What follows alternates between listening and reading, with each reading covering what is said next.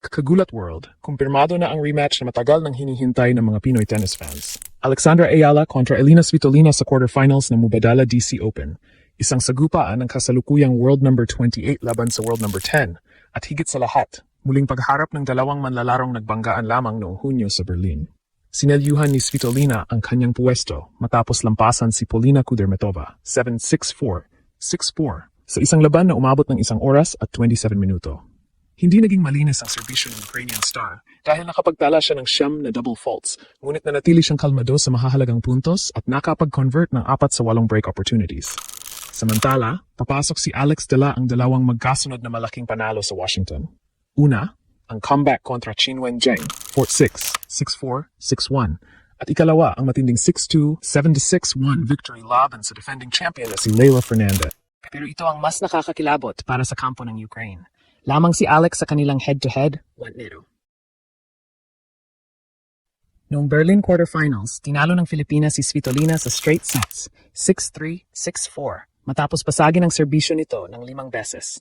Ang rematch ay nakatakdang laruin hindi bago mag 6:30 ng gabi sa Washington sa Biyernes, katumbas ng 6:30 ng umaga sa Pilipinas sa Sabado, August 1. Hindi ito simpleng quarterfinal. Ito ay pagkakataon ni Svitolina na bumawi at pagkataon naman ni Alex na patunayang hindi aksidente ang una niyang panalo. Sa pressure, experience ang puhunan ni Svitolina. Sa momentum, confidence at fearless returning naman ang sandata ni Alex. Kaya ito ang tunay na sukatan kung sino ang mas mahusay mag-adjust sa ikalawang kabanata. Narito na ang laban na talagang may personal na kasaysayan.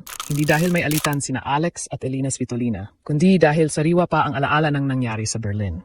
1 buwan pa lamang ang nakalipas ng durugin ni Alex ang inaasahang advantage ng Ukrainian veteran. Sa grass court ng Berlin, si Svitolina ang world number 8 at seeded player, habang si Alex ang batang challenger na nagsisimula pa lamang gumawa ng ingay sa pinakamalalaking entablado. Pero na magsimula ang laban, hindi ranking ang nakita, kundi isang Filipina na walang takot umatake sa return. Nanalo si Alex Roan 6-3, 6-4 sa loob lamang ng 1 oras at 23 minuto. Ayon sa official WTA recap, 5 beses niyang nabasag ang serbisyo ni Svitolina. Maagang kumuha ng 2-0 lead si Alex sa first set, umabante sa 4-1 at kahit nakalapit ang Ukrainian sa 4th race, agad muling nag-break ang Pinay. Sa second set, halos pareho ang pattern. Break agad si Alex, nakabawi si Svitolina, pero hindi nagpanic si Alex at muling kinuha ang momentum. Yan ang unang mahalagang clue sa rematch. Hindi natakot si Alex sa defensive speed, experience at counterpunching ability ng dating world number 3. Ngayon, ibang surface at ibang sitwasyon. Malaki ang pressure dahil puwesto sa semifinals ang nakataya. Si Svitolina ay kasalukuyang world number 10. May 35 wins at 2 singles titles ngayong 2026 ayon sa WTA profile. Ibig sabihin, hindi ito isang veteran na pababa na lamang ang laro. Ito ay isang elite competitor na marunong mag-adjust, marunong magpahaba ng rallies, at bihirang basta na lamang bumigay kapag naging magulo ang laban. Makikita iyon sa kanyang panalo kay Kudermetova. Hindi perpekto ang serving performance ni Svitolina. 9 na double faults, habang 12 naman ang kay Kudermetova. Pero sa first serve points, parehong umabot sa 71.1% ang dalawa. Ang tunay na kaibahan ay ang paghawak ni Svitolina sa pressure. 4 sa 8 breakpoints ang na-convert niya, at 6 sa 9 na breakpoints laban sa kanyang serve ang nailigtas.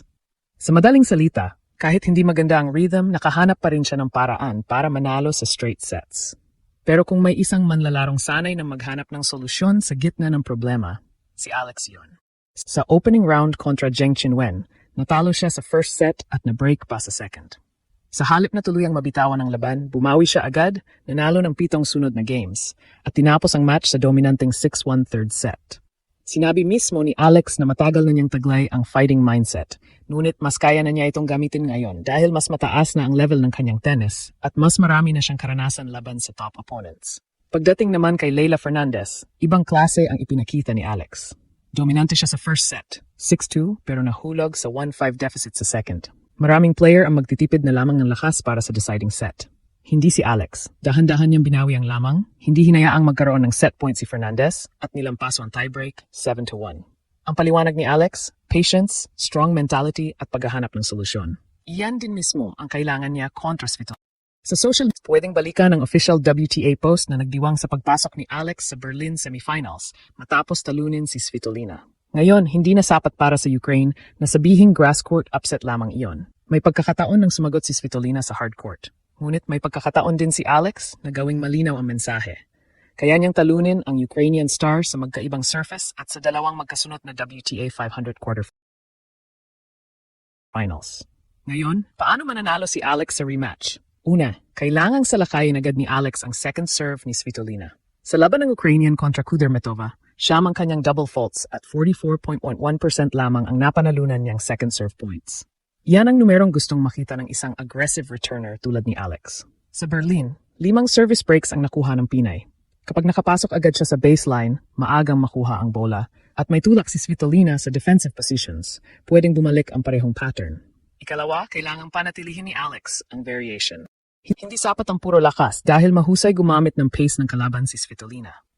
Mas epektibo kung pagsasamahin ni Alex ang kanyang heavy left-handed forehand, biglang pagbabago ng direksyon, mataas na bola para sirain ang teaming, at paminsan-minsang paglapit sa net.